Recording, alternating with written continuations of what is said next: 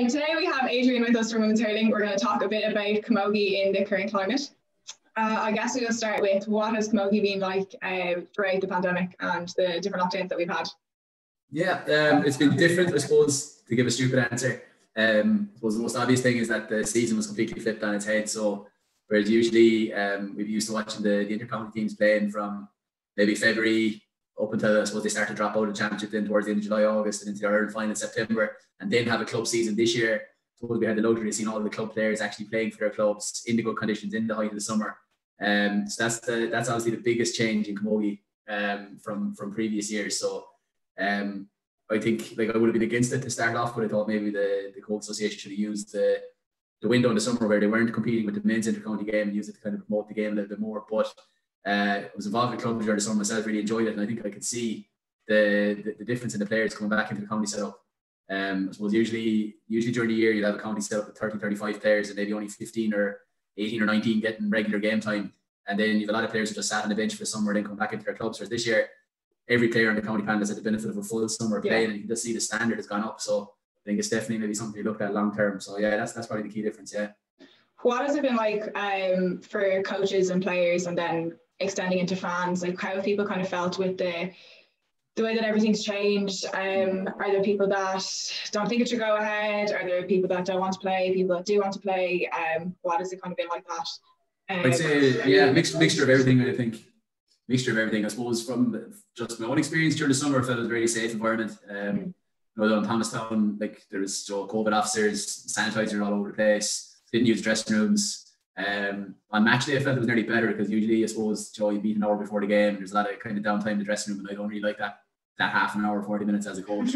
But so from that point of view, I felt it very safe. I suppose from a player's point of view, I haven't heard of any players that I know of that don't want to play, but at the same time, I know Offleaf struggle to field. I think going down the grades, Carlo struggle to field as well. Look, if you're a frontline worker, I completely understand how sport pales into insignificance a little bit. So versus the risk of bringing COVID to your teammates, to their families and stuff like that. But there hasn't been any high profile players that I know of that have pulled out and haven't played. I think generally you'll find maybe the top teams will probably keep their players and manage the risk, whereas I suppose the less chance you have of winning, the less likely you are to risk everything for it. I suppose that's probably the reality, you know. So there's a big story at the moment with the 10 teams that are being pulled out of the championship. Give us the kind of layman's terms of that for people that aren't involved in the Camogie community.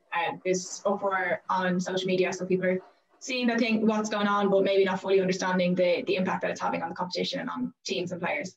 Yeah, so there's a few different strands to this, I suppose. The Camogie Association or the Camogie Championship is unique amongst the Gaelic Games championships at inter-county level in that out of the four, it's the only one that has second teams. So, like say, Galway would have two teams, Cork, Tipperary, and Waterford. Basically, all the senior counties have two teams. There's a couple of reasons for that. Just there isn't the same participation levels in Camogie as there is in the other Gaelic sports. Not all the counties have a team, so to have, I suppose, meaningful competitions. Traditionally, the second teams have always played in these competitions. So the reason they're playing is for more competition in the different divisions. Yeah, well, without them, you'd probably only be able to have two divisions, and the problem with two divisions is it's very hard to find a level for a team. If you've only two grades of anything, you know yourself, whether it's athletics or rowing or football or basketball, not every team is going to fit into two grades from a skill level and from a competition level. So to have the integrity of competitions and to be able to have the four levels, you need the second teams filtering down through it. I suppose where the confusion or where the grey area arose was when the Department of Sport or the Department of 11 different things, but with sport involved, announced that elite teams only were allowed to play. Okay, so the initial definition of that was that it was the senior adult team in the county.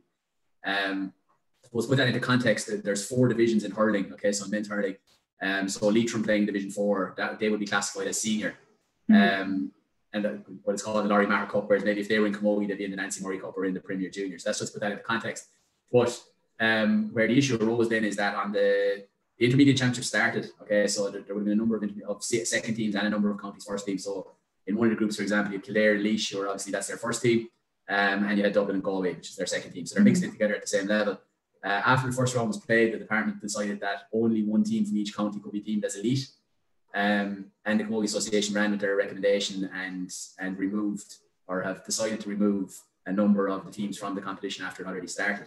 So I suppose that's the long explanation. I suppose the reason there's a bit of uproar over it is that obviously there's such a huge issue with the fallout or dropout in female sports participation, especially after the age of 18 or between the age of 16 and 18, that it's just felt that it's a crazy decision with everything that's gone on to the 2020 campaign and everything like that to, I suppose, deny these athletes the chance of playing. So it's 10 teams, so it's 300 players. Yeah, that want to play.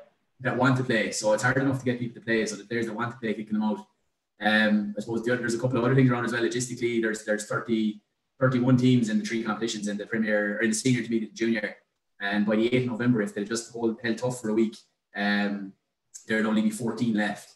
Okay. Whereas in men's hurling, there's 32 teams, and by the 8th of November, there's still 30 left. So there's no real argument from a COVID spread / COVID danger point of view to these competitions going ahead. It seems to be purely optics and politics around the definition of the word elite.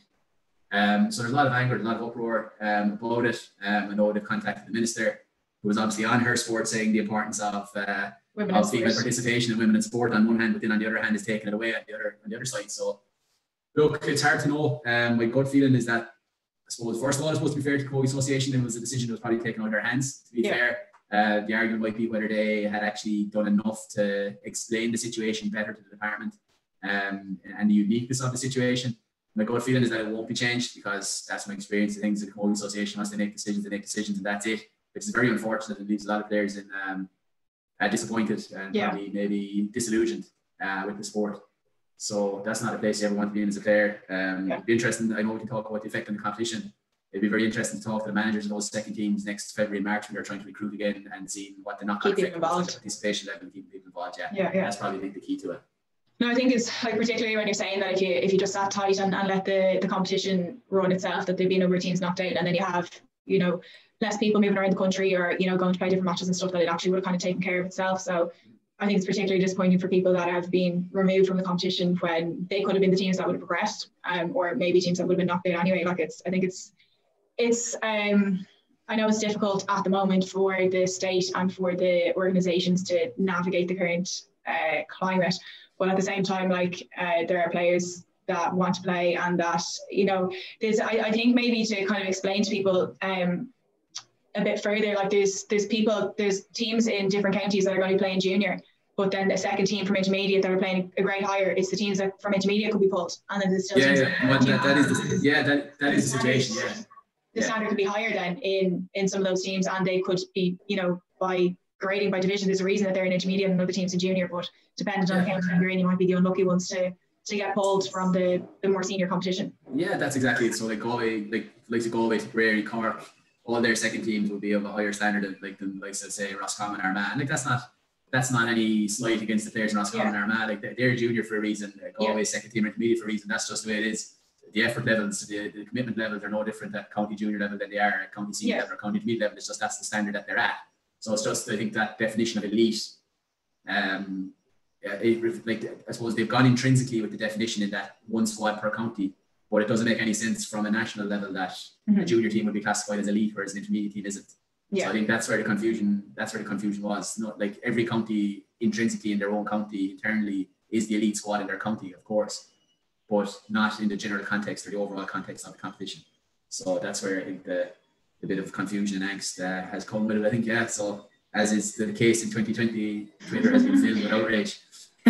Well, look, on the other hand, I think there's a number of teams and athletes that are going for it to play. It's unfortunate for those 300 players that aren't going to be able to play, but there are other organisations that haven't gone ahead with any competition. So luckily for the teams that can play, they're lucky to be getting out, they're lucky to be playing.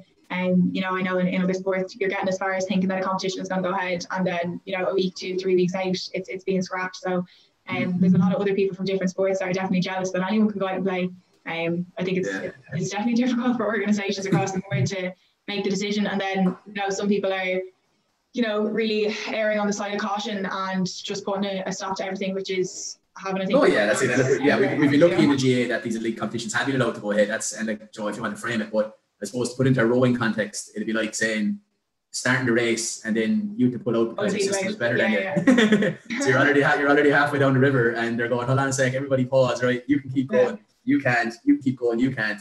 And that's basically what's happened, So there's a lot of people in Rome that are still hoping for races and, you know, hoping that they'll pop up at some stage. So I think, like, look, there's in cycling and athletics, like, they were lucky to get national championships, and, you know, there's other, I know triathlon have tried very hard to get some events running, but particularly now with this second lockdown, like, everything is just, you know, cycling went ahead and stuff like that. And look, the nature of these things is everybody wants, whether it's a sport or whether it's a cafe or a gym or a pub, everybody wants what they like to go ahead, and it's just, look, it's a balancing act obviously for the government and everything as well, but I suppose communication probably, like a lot of things, communication will usually solve the problem. I think it's the lack of communication, the lack of clarity, and the fact that competitions have already started, and it's a mix of all that has just caused the angst and the anger. No, it's like, to be fair to the organisations, like, they're trying to keep their athletes safe, their club safe. Like, I know a lot of clubs are being very cautious and just deciding, like, it's easier just not run anything and keep everybody at home, because, you know, particularly, like, once it gets into a club, it can whip around a club very quick. You know, even when I know, like, in lots of different sports, like, people are really trying their best and really trying to be safe, but it's something that obviously we don't know very much about managing, and it could be very easily spread, like, no more than through a school or through a company. Like, once it's in, it's very, very difficult to kind of get a handle on it.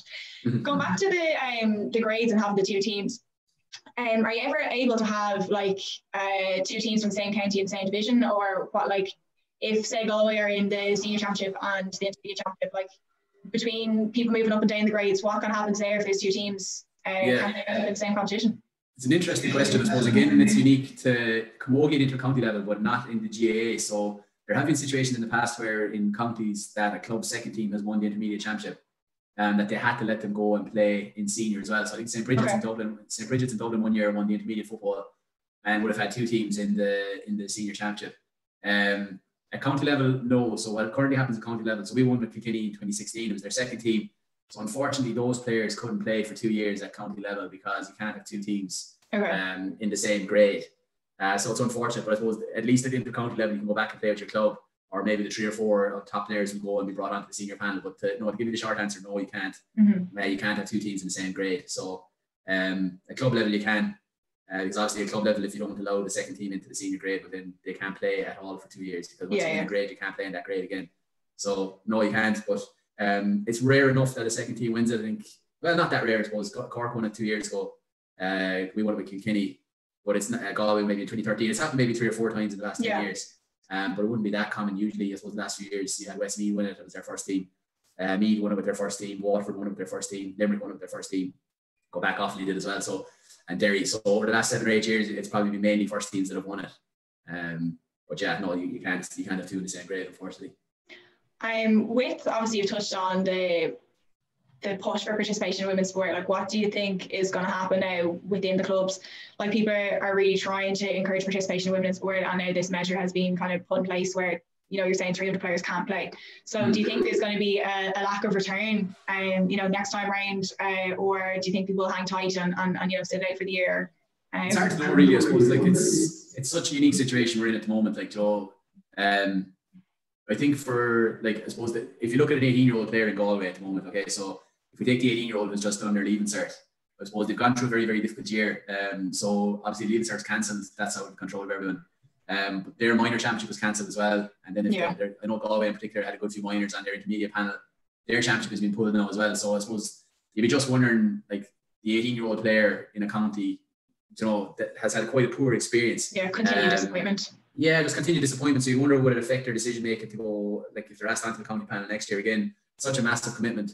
Will they bother? I suppose the other argument is, look, it is such a unique situation that, look, we're all, I suppose, operating within the restrictions of COVID and those different parameters that brings. I don't know, like, by my own first-hand experience this year at the club, like we never, like, Thompson had massive numbers training, like, into the 40s, which is unheard of. So I suppose, like, Joe, people just wanted to get out and play. People came back to the game. I suppose you didn't have anyone traveling to America on J1s or anything like that. So I think club participation levels, anecdotally, without any statistics to underpin it, were very high. I think that's just anecdotally on the ground. That would be feedback from a lot of clubs.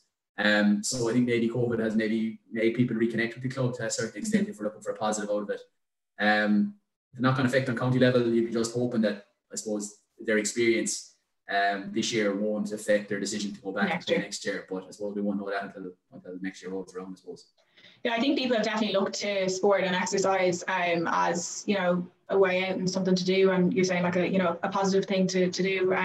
Yeah, you're not impacted by J1s or trips to Thailand or, you know, interrailing and stuff. So from a managerial and coaching perspective, like there's maybe more players that are available that a lot of people had planned on going away for the summer, I'm sure, and then, you know, Spanner was putting the works and you know, they've ended up in stuck at home. There's nothing else to do. You know, some part of the country. Has there been any feedback or kind of comments on any of the teams that are involved? Have people kind of aired their grievances, or what has the kind of comments been from some of the teams that were cut? The house is about to blow down here now. It's like there's a storm brewing in Limerick. Yeah, look, I think I suppose what you have to remember here is, like, I suppose the teams you're talking about, right? So like the managers, for my role in UL, the managers I would be talking to the most would be the senior intercounty managers. So like Bill Malani, Gerald Connell, Colin Murray, Paddy Murray, these guys, Brian Dowling. Like, to be a senior intercounty player with a team at that level, you have to have a drive and a bit of an animal in you anyway. So I think, like, if you ask them to go out and play on Christmas Day in an Ireland final, they do it. And I think it makes no difference. It makes no difference to them from that point of view. I suppose a little bit of the feedback from the managers with regards, if you're talking about performance and outcome, I suppose that the championship's been held in very different weather conditions this year. And I suppose it's, say, the house about to blow down here outside now, there's a storm blowing, it's lashing rain. Like, the ground is getting soft. It's a different type of championship we're about to see. If we go back to last year, the Kilkenny Galway Ireland final, such a free-flowing, high-scoring game.